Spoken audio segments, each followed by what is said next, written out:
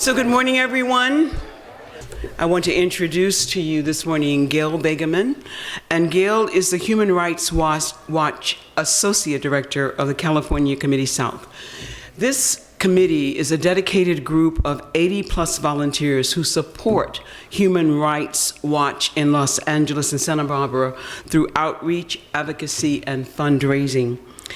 She's been involved in human rights for almost 20 years, and she will be the person who will introduce our speakers this morning. Thank you. Thank you, Reverend. Good morning, everybody. Thank you to Reverend Kennedy and everyone at All Saints Church for inviting us back again this year. For 30 years, Human Rights Watch has worked tenaciously to investigate human rights abuses and to expose violations where we see them. We do this in order to press for policy change at the highest level of government in an effort to secure a just life for all. This week, we're honoring two defenders of justice who are here today, and you'll get to hear from them shortly. You'll also meet Diedrich Lohman, who works in our Health and Human Rights Division. Through Diedrich, we were introduced to Dr. Raja Gopal, who is a tireless advocate for palliative care in India, and one of the human rights defenders that we're honoring. You will also hear from Pam Singh, who works in our International Justice Program. She works to ensure that the most heinous of human rights perpetuators are prosecuted and that justice is served. Pam and Human Rights Watch have partnered with Shin Dong-Hyuk, one of our other honorees this week, and Shin is the only known prisoner to have successfully escaped from a North Korean internment camp. He's a brave and outspoken advocate for change, and it's a real thrill to be able to have met him this week and introduce him to everyone. So I know we're short on time. I'm going to turn it over right now to Diedrich, and have a nice morning.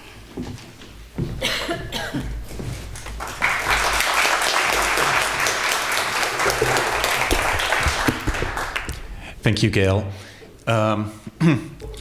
It's an honor to be here and to be able to address all of you this morning. And I'm going to talk about an issue that many of us actually try to avoid for much of our lives, and that is what happens at the end of our lives. And while this is an issue that I think many of us prefer not to think about, as long as human mortality stands at 100%, it is an issue of really universal importance. And so when you think about human rights, you may think about prisoners, you may think about freedom of speech, you may think about torture. One of the things that we've been doing at Human Rights Watch over the last 6 years is looking at what are the rights of people at the end of life, and what is the situation with protecting those rights. Now, I have a few pieces of bad news to share with you, and also a few pieces of good news. Now, I think when we think about the end of our own lives and the end of the lives of our loved ones, two things that we wish for most are to be with family and to be spared suffering from pain and other symptoms. Unfortunately, most of us are going to die of chronic illnesses. With the advances in modern medicine, sudden death has become more and more rare, and prolonged illness from cancer or diabetes or cardiovascular disease has grown in prevalence year in, year out, and will continue to grow. Now, unfortunately, those diseases are often accompanied by severe pain and other symptoms that, if not treated properly, can really ruin our quality of life. I've been working with Human Rights Watch for almost 2 decades, and I've interviewed a lot of victims of torture. People who were beaten by police to try to get confessions, people who were tortured in the context of armed conflict. And when I first started interviewing cancer patients who had suffered from severe pain without access to treatment, I was really struck by the parallels in the testimony of these cancer patients and the testimony of torture victims. Both groups say that the pain was so unbearable, or was so severe that they could not bear it anymore, that they would do anything to make it stop. Now, many of the victims of torture I interviewed said that they would sign a confession, and at that point, at least the abuse would stop. A cancer patient who doesn't have access to a physician who knows how to manage pain or doesn't have access to medications like morphine has no such way out. They suffer often for months, or for weeks or months on end, and many of these patients actually told me that they had asked their physicians for something that would put them out of their misery. Some of these patients actually told me that they had tried to commit suicide to end their misery. Now, the good news is that we can treat most of these symptoms very well. The knowledge, the tools, the medications are all there. And in fact, treating pain and other symptoms generally can be done with inexpensive medications that are safe, that are very effective, and that are generally fairly easy to administer. So this is really a problem that can be resolved, both in countries with high income and in countries with lower and middle income. Now, the second piece of bad news I wanted to share with you is that in most of the world, people at the end of life do not have access to these kinds of healthcare services. The World Health Assembly estimates that there are 5.5 million cancer patients who die every year in severe pain without access to appropriate treatment. 1 million people living with HIV/AIDS die in pain without access to appropriate treatment. So these people face very severe suffering that is almost entirely unnecessary. Now, this is an issue that we've been working on at Human Rights Watch for the last 6 years. And the second piece of good news I wanted to share is that we are starting to make inroads. And the first country where we did research on this topic was India. And in India, in that work, I met Dr. Raja Gopal, who has been a phenomenal partner to us over the last 6 years. And through the work that we have done jointly to give voice to people who are suffering from serious illnesses at the end of life, and by bringing their testimony to government officials, we've been able to start changing policies in India and in quite a number of other countries around the world to make sure that people don't have to suffer unnecessarily at the end of life. Now, it's a real honor for me to introduce you to Dr. Raja Gopal, who is one of the most wonderful doctors I know. Certainly, if I had a terminal illness, I couldn't think of a better doctor to wish for. Please welcome Dr. Raja Gopal.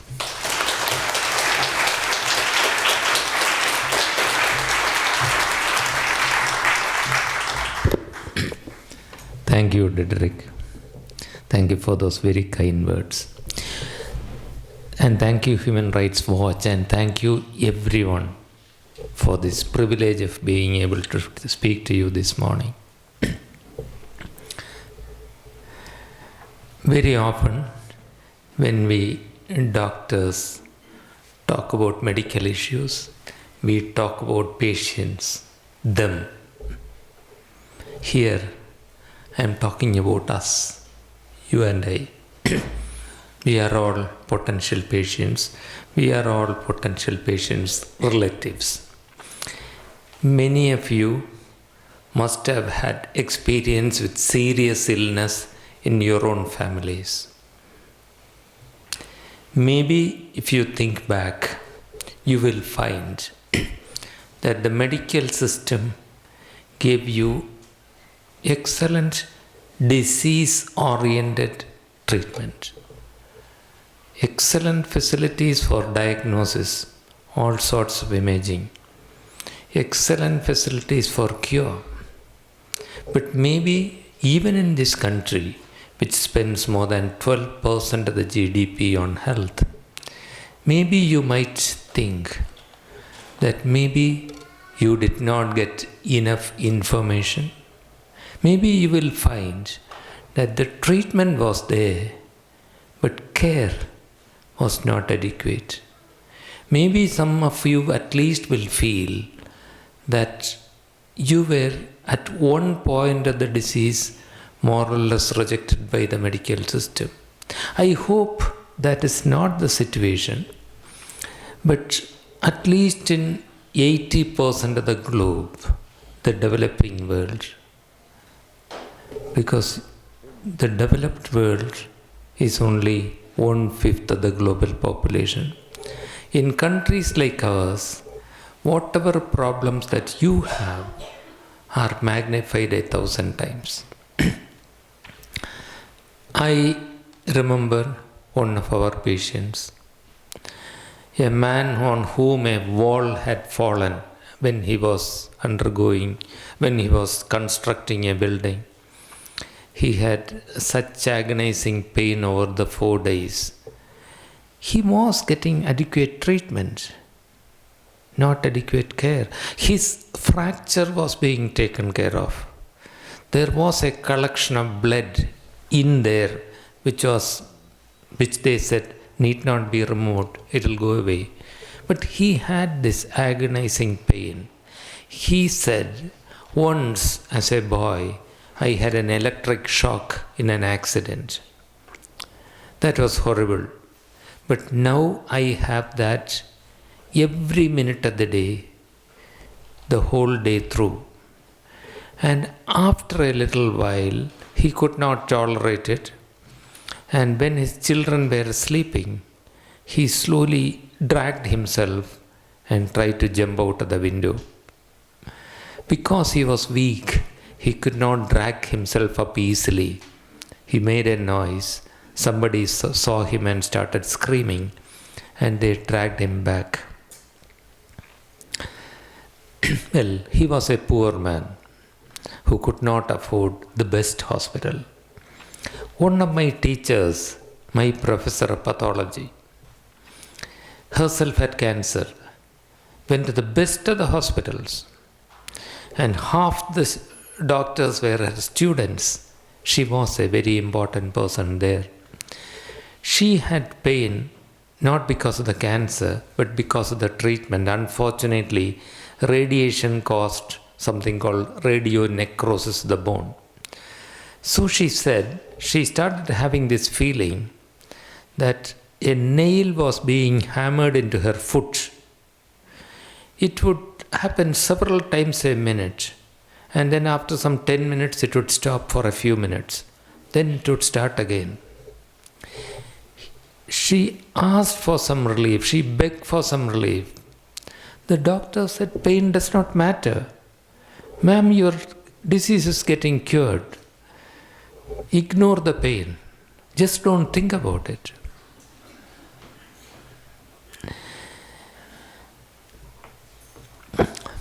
This kind of thing is what is happening to practically everybody in pain in 80% of the global population. In our country, with all the work that we have been doing in 20 years, finally, we have got through to about 1% of the population. Mind you, our country has 1/6 of the world's population. 1% of that is a huge number. But 99% is a much larger number. And the rest of the 80% of the globe,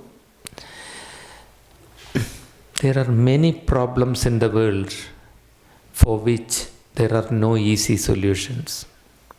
We have to accept some of them or work away very, very slowly. But here is one problem that affects so many people and so many families and destroys the next generation because they are wasting all their resources on unnecessary treatment. And this problem is so easily solved. the medicines that we need are cheap and effective. Countries like India produce it and export it purely because many of these medicines can, in the wrong context, cause addiction. There are very strict laws. There is a phobia. When you are afraid, you are not rational. We are afraid of our young children. I am afraid of my grandchildren someday getting addicted to something or other. And when we have this fear, we don't look at evidences. We just create irrational laws. Like in our country, a hospital will need 4 to 5 different licenses to get morphine. The licenses are issued by different agencies, have different periods of validity. So I take 3 months to obtain the first one. Then I get the second one. By the time I have applied for the third one, the first has expired validity. Catch-22. This sort of irrational rules violates the principle of balance. I strongly believe we certainly have a right to curb misuse of medicines which cause addiction. Equally strongly, I believe we have a duty to relieve the pain of that man whose shock-like pain was so intense that he wanted to jump out of a window, or my teacher who was feeling nails hammered into her legs. These are duties, dual obligations that we have. And we have totally safe and scientific ways of achieving it. If we do not have the knee-jerk reaction which comes out of fear. Some things are happening in our country. After 19 years of efforts, this year, the Parliament of India simplified its law. The law is now changed. But the change in the law can have any impact only if the man on the street is aware of it. Only if the officials understand it. We have this huge job of advocacy and creating awareness, making people aware of their rights. Pain is something that is treatable. It can be taken away. The disease may be unavoidable, but your pain is optional. And when the man understands it and there is a demand, then the doctors and hospitals should find it easier. This has to come out of public demand because the cost is low. Low-cost medicines are not attractive to the healthcare industry. Profit margin is very low. That's one of the problems, that it isn't cheap. These wonderful people have been helping us such a lot. Many people in this country have helped us Indians to try to address the problems and overcome them. My heart is full of gratitude for these people. And you being willing to listen to this, of the suffering of people on the other side of the globe, whom you may never see personally, that shows your kindness and compassion. Thank you very much for this. What we hope to do is to work with people like this in the future so that maybe we are able to take away at least one chunk of that burden of totally needless suffering that is caused by incurable diseases, and to give them life with some dignity, and when the time comes, death with some dignity. Thank you very much.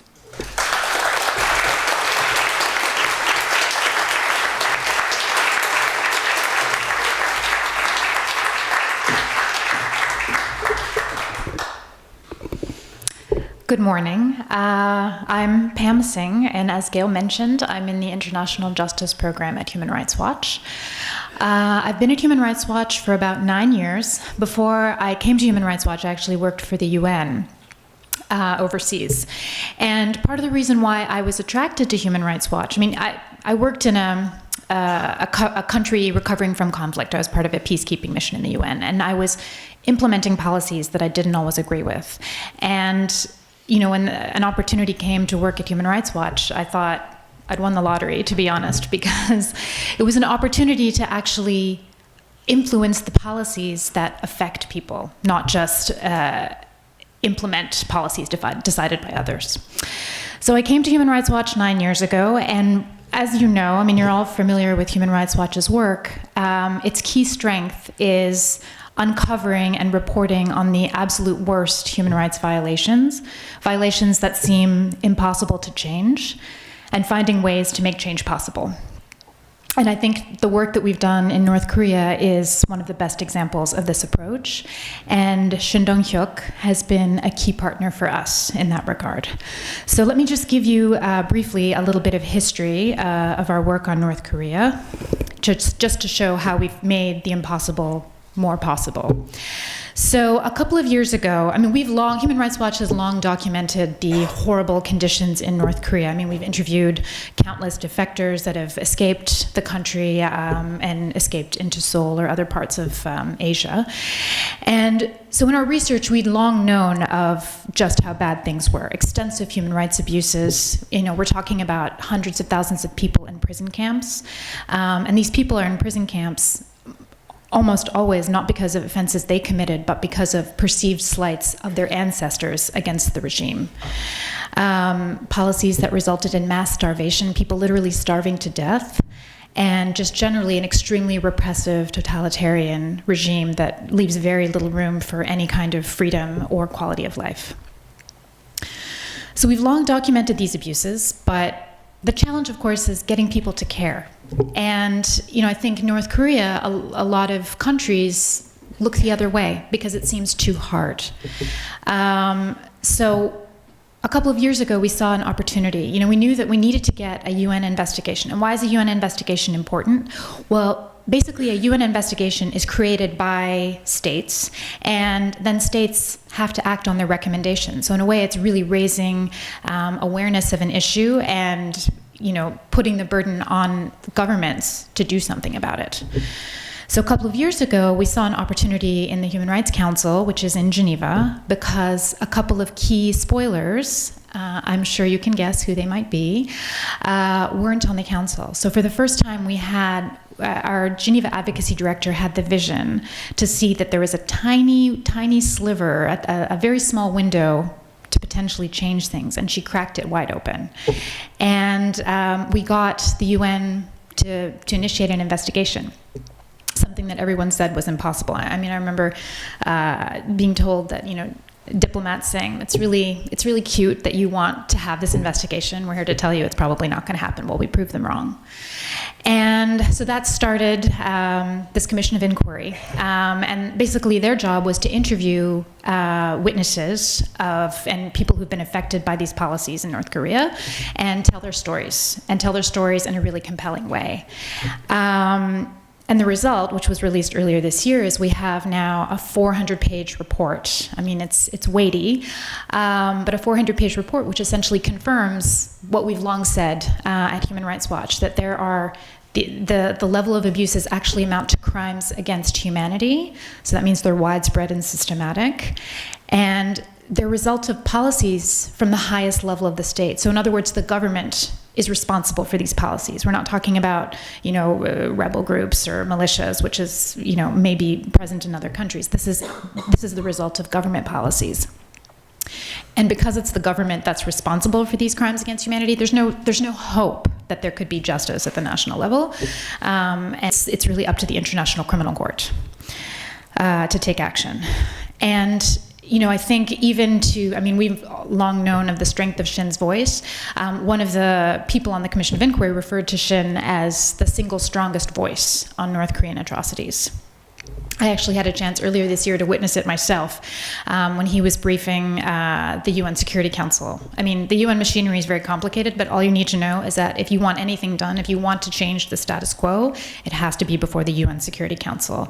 And we had an opportunity, Shin briefed the council, and, you know, I work a lot with diplomats. I attend a lot of human rights briefings. They're a pretty cynical bunch. But after Shin provided his briefing, I mean, I share the view. He was the single strongest voice. You could have heard a pin drop in the room. I think it was the same when he briefed states a couple of months ago with U.S. Secretary of State John Kerry. So now what? I mean, we passed the hurdle. We got a Commission of Inquiry report. Everyone knows how bad it is. We can't look the other way. But of course, the challenge with North Korea is because it's such a closed, repressive society, there's no images, there's no constant information to remind people of how bad it is. It's not like Syria, where you have, you know, this impetus to change things every day.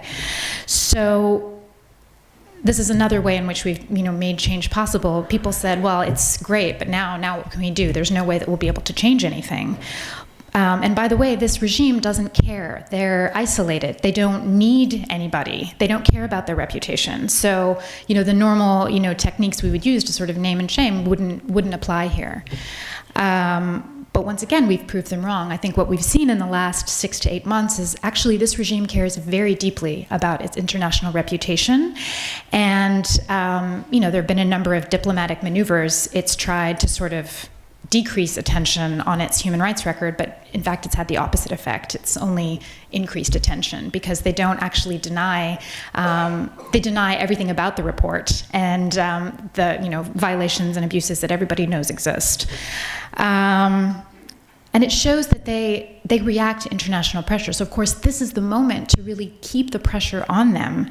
And in fact, because Shin has been such an effective advocate on this issue, they've actually targeted him personally with threats to his safety, but most notably, and I'm sure he'll talk a little bit more about this, but most notably using his father, who was also imprisoned in a North Korean camp, whom Shin, you know, hasn't seen since he left, wasn't sure he was alive, and created a video using his father essentially as a propaganda tool to discredit Shin and to try to mute his voice. But I think the fact that he stands here today and continues to push for change in North Korea shows both not only the strength of his voice, but also the strength of his courage. It's clear that it's going to be an uphill battle. I mean, I'm showing you, I've given you some examples of how, you know, we've made the impossible possible or a little more possible, and we're going to continue to do that with Shin as a key partner. And he, you know, together with Human Rights Watch, I think we've been a key voice in really raising the cost of inaction for North Korea. And that's critical to both isolate the regime, but also those who prefer to look the other way. So without further ado, I'll introduce you to Shin, and I have no doubt his testimony will move you.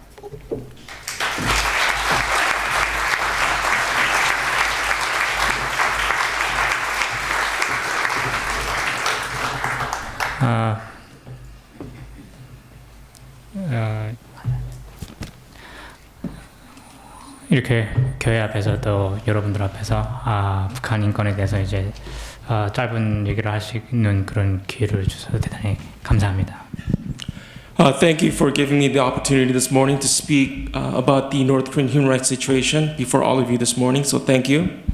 휴먼 라이츠 워치와 저는 이제 북한 독재자들을 상대로 해가지고 굉장히 이제 힘든 싸움을 하고 있죠. And we are in a very difficult struggle right now. I myself, along with HRW, in fighting the North Korean regime regarding the human rights situation in North Korea. 아쉽게도 세상에서 제일 못된 이 북한 독재자, 세상에서 굉장히 깡패 같은 이 북한 독재자는 그 힘이 저나 휴먼 라이츠 워치보다 세거든요. Unfortunately, the strength and the power of the North Korean regime, which I would compare to a gangster regime, one of the worst in the world, they seems like they have more power than myself and Human Rights Watch combined sometimes. 이 북한의 독재자, 이 북한의 독재 시스템은 정치범 수용소에 의해서 이 유지가 되고 있다고 저는 말씀드리고 싶습니다. And I want to tell you this morning that the North Korean regime is able to sustain itself and keep itself going through the system of the political prison camp throughout North Korea. 북한의 독재자가 처음 생겨나가서 내년이면은 딱 70년이 됩니다. Next year will be 70 years that the North Korean dictatorship has been in existence. 북한에서 정치범 죄수가 된다는 것은 굉장히 쉬운 일이거든요. In North Korea, to become a political prisoner is a very easy thing to happen to anyone. 북한의 독재자가 나오는 신문에 그 사진을 자기도 모르게 찢으면 그게 정치범 죄수가 됩니다. A North Korean citizen can become instantly a political prisoner if he or she mistakenly folded a newspaper that had a picture of the dictator and the picture was folded by mistake. That person can be sent to a prison camp.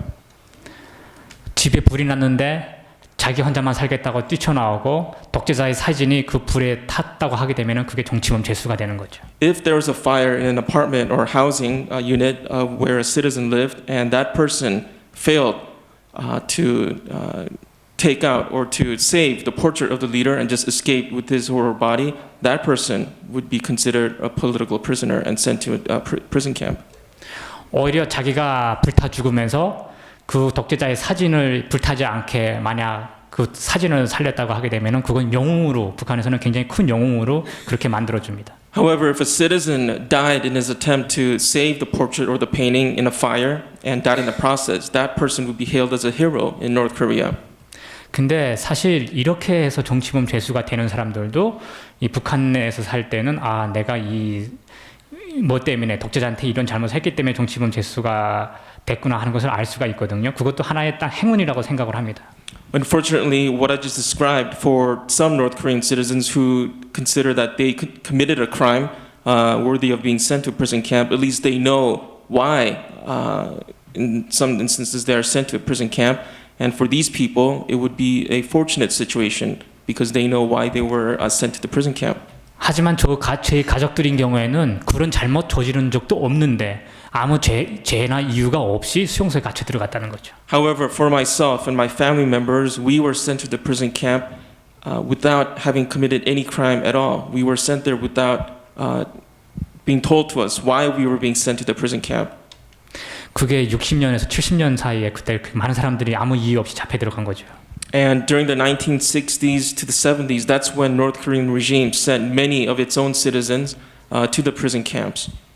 정치범 수용소에 살고 있는 간수나 죄수나 모습은 똑같고 똑같은 언어를 쓰고 있는데 죄수들의 삶은 정말 이 간수들은 그 죄수들을 인간으로 생각하지도 않고 오히려 짐승보다도 더 못한 그런 존재들로 대해주고 있는 거죠. In the political prison camp systems of North Korea, the prison guards and the inmates, they look the same. We all look the same. We have the same features, but we may look the same on the outside, but we are so different. We are treated worse than animals, and that's what the system is like in North Korea.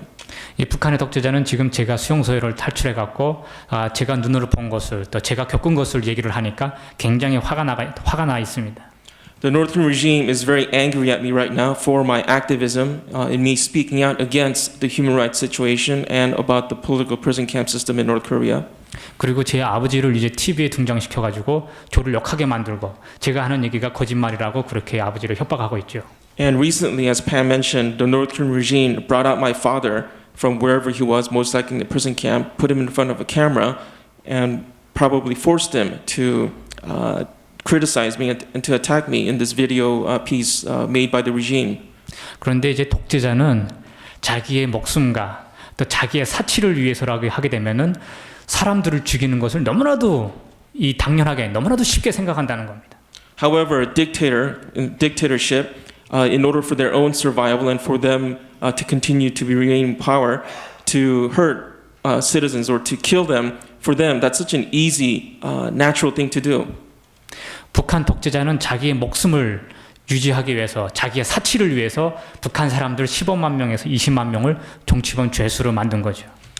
And I say that because the regime, in order for itself to remain in power, they have sent an estimated 150,000 to 200,000 of its own citizens to the political prison camps throughout North Korea.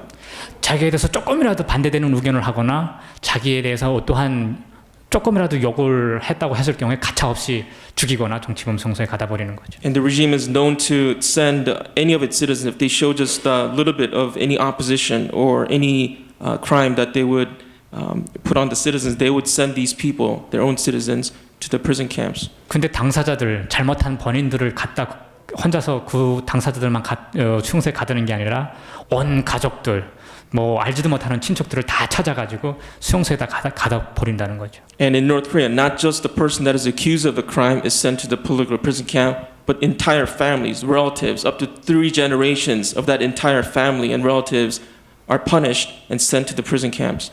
그리고 그들한테 최소한의 음식을 정말 굶주리게 하면서 최소한의 음식을 제공을 해갖고 그들을 힘들게 일을 시켜서 거기서 나오는 생산물들을 다 독재자나 이 공범자들이 사치품으로 쓰고 이제 살고 있는 거죠. And the political prison camp system, the inmates are given the minimal amount of food, just enough so that they will not die, enough food to give them energy to work like slaves, to produce goods used by the elites, used by the prison guards themselves, and that is the system and the reality of the prison camp in North Korea.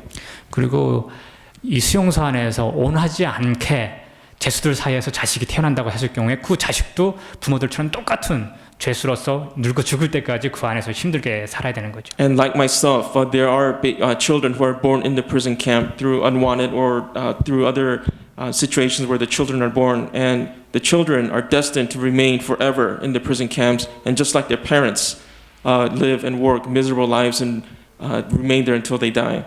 21세기의 지금 노예 사회가 지금 현재 북한에 존재하고 있습니다. And what I want to say is that in the 21st century right now, a slave system is in existence in North Korea in the political prison camps. 지금 유엔에서 지금 북한 인권 결의안을 만들고 그 독재자 인권 침해를 가한 독재자들을 이제 국제형사 재판소에 세워야 된다는 그런 인권 결의안을 준비하고 있거든요. And right now in the UN, there are movements by several nations to pass a resolution condemning the human rights violations in North Korea, and also to send the dictators, the people responsible in the human rights violations, to the ICC or the International Criminal Court. 북한 독재자는 지금 그걸 통과하지 못하게 하기 위해서 이제 필사적으로 지금 노력을 하고 있습니다. And the North Korean government is putting out an all-out effort to stop this from happening. 더 충격적인 거는 그런 독재자를 보호하려고 하는 나라들이 굉장히 많다는 겁니다. And what is more shocking and surprising is that there are nations that are actually allied with and supporting North Korea's efforts in the UN. 김정일이가 살아있을 때 북한에서는 이 김정일을 위해서 이제 어떠한 표현을 만들어냈습니다. When Kim Jong-il, the current dictator's father, was alive, there was a phrase or an expression that was used in North Korea to describe Kim Jong-il. 이 북한의 김정일은 21세기의 태양이라는 그런 말을 만들어냈거든요. And the slogan was that Kim Jong-il was the bright shining sun of the 21st century. 근데 이제 그 21세기의 이 태양은 전 세계 사람들이 다 따라야 된다고 그렇게 선전을 했었습니다. And they propagandized this expression further, saying that the people of the entire world must follow this bright shining sun that is Kim Jong-il. 근데 그 어처구니 없게도 그 21세기의 태양이라고 했던 그 사람이 갑자기 죽어버렸죠. And of course, we all know what happened. This bright shining sun, he died very unexpectedly 3 years ago.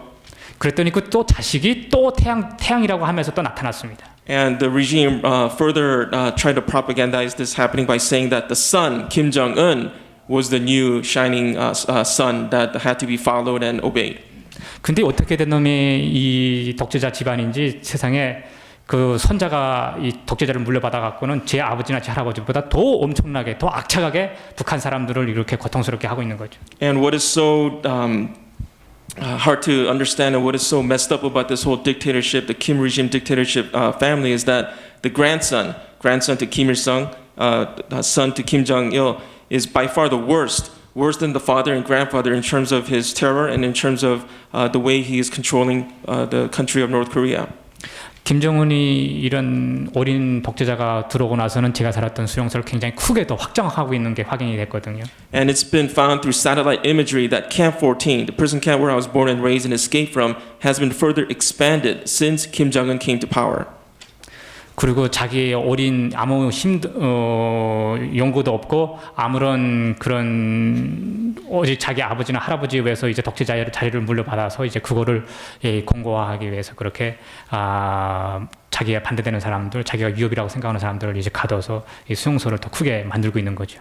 And what we see is that Kim Jong-un, through this power given to him by his grandfather and then through his father, is further consolidating and strengthening his grip in the country by arresting, purging, and sending people that he deemed as opponents to the prison camps. 그래서 여러분들이 이렇게 교회나 아니면 또 여러분들이 각자가 휴먼 라이츠 워치나 또 저희들이 하는 일을 이제 응원해주고 서포트를 다 해준다고 하기 때문에는 저희가 정말로 북한 독재자와 맞서서 이제 그런 어떠한 힘을 내서 이제 싸울 수 있는 그런 용기가 되리라고 저는 생각을 합니다. And all of you, as individuals and members of this church, as congregation members, in partnership with groups, excellent groups like HRW, and with myself, if you continue to fight this injustice and continue to have interest in this issue, then it will be a great encouragement to me, and we can surely become victorious over this injustice that we see in North Korea. Thank you.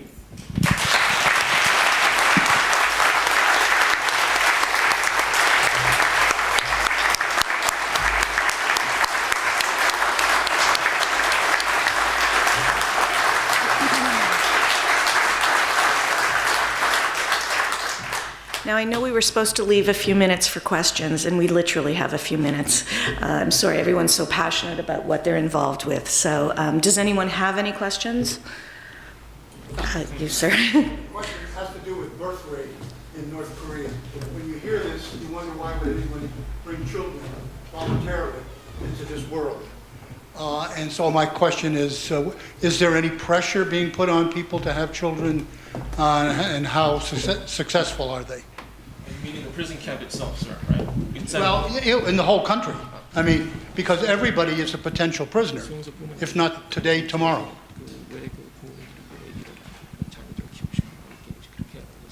예, 사실 북한 아까 우리 라지 박사님께서 이제 인도에서 이렇게 환자들이 이제 죽고 싶어도 이런 자살하는 걸 금지하는 그런 법들 때문에 이제 죽지 못하고 이제 그런 고통스럽게 사는 사람들에 대해서 잠깐 얘기를 했었거든요. Dr. Raj mentioned in his speech about how in India there are patients who are suffering and they're not getting the right kind of treatment or not being the right kind of environment to have a more peaceful and less painful way of going through their pain and treatment. 북한에서도 그와 비슷한 시스템이 있습니다. And in North Korea, there is something what I would call a similar environment or similar system in North Korea as well.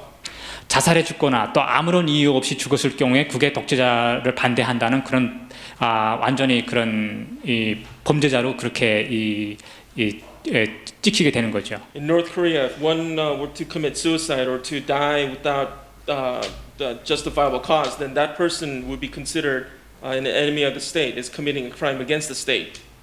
그리고 아이를 낳고 싶어서 낳거나 아니면 낳지 않고 싶어서 안 낳거나 그런 건 절대로 북한에서는 존재하지도 않습니다. And in North Korea, if you look at it, the human rights situation is so poor that there basically is no choice left for the people, whether they want to have a child, whether they can have a child, or even if they don't want to have a child, the fact that they can't have a child, that sort of choice is not available to the people in North Korea. 제가 시간이 좀 가지만은 제가 제 한국에 와 있는 탈북자 친구의 스토리를 잠깐 설명해 드리겠습니다. I know we're very short on time, but I want to relay a story about a North Korean defector who has settled in South Korea, a friend of mine, regarding this friend's story. So if I can.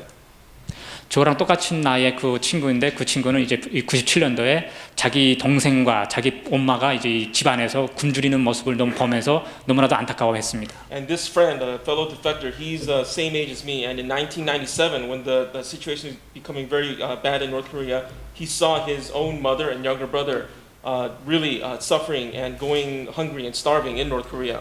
그래서 그 엄마와 동생의 조금이라도 뭘 먹을 수 있는 음식을 구하기 위해서 기차역으로 나갔죠. And in order to feed his mother and younger brother, he went onto the railroad tracks to try to find food among the freight trains that were carrying grain and other food stuffs throughout the country. 그래서 이제 그 기차 빵통에 있는 그 기차 탄에 있는 그 석탄을 훔쳐서 그것을 팔아서 음식을 구하기 위해서 이제 그 기차의 그 꼭대기에 올라가게 됐습니다. And he was stealing the coal that was being carried by this one particular train and was on top of one of the freight trains.